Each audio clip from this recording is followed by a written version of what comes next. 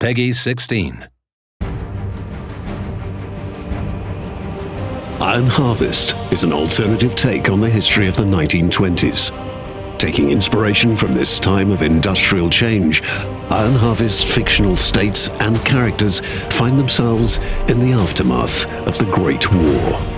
Huge diesel-fueled machines, invented to serve humanity, have only lifted warfare to another level, and mankind has had to realize that the war that was supposed to end all wars has ended nothing.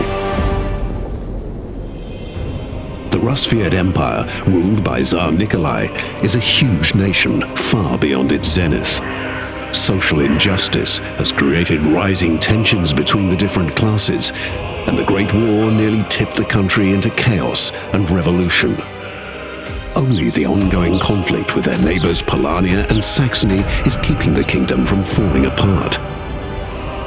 Some say that there are hidden powers trying to keep the conflict burning. The Rusviet philosophy of mech construction is to forge metal monsters, neither aiming for superior speed nor technology, but instead drawing from the rich resources of their giant empire to force their opponents to their knees. But that method of wasteful construction is getting more and more problematic, as the rivalry for these rare goods is one of the reasons for the conflict itself. The SHM-69 SERP best illustrates Rusviet's philosophy. With heavy armor like this, it's easy to bring knives to a gunfight. It's a blood-curdling sound when these huge sickles crash into each other. Yes, it's slow, and yes, it might take several hits until it comes into striking range, but when that happens, the opponents mostly regret having chosen to go toe-to-toe. With one heavy stroke, the sickles cut through steel like butter, and it accepts no obstacle in its way.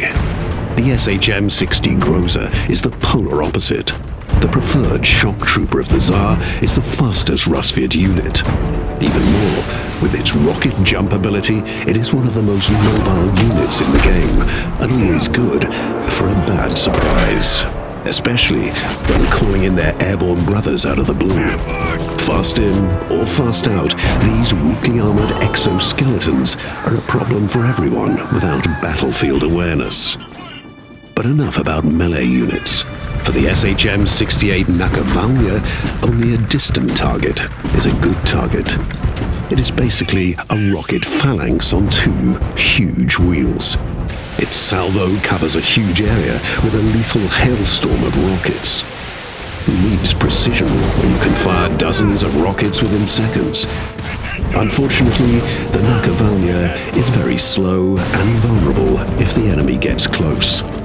So it's best if they operate in the back line, well guarded by their comrades.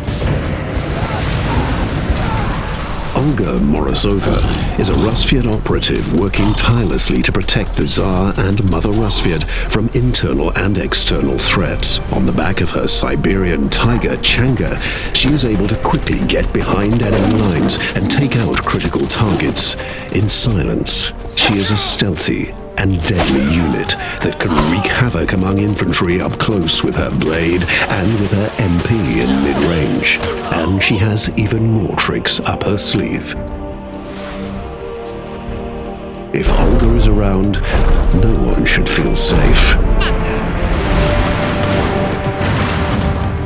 The Rusviet army is suffering from great losses. Many men have died in the ongoing skirmishes, and the Rusviet people are starting to question the motives of that conflict. Long live the Tsar is still echoing in the streets, but dissatisfaction is growing among the people now that the outside threat is becoming more and more eliminated.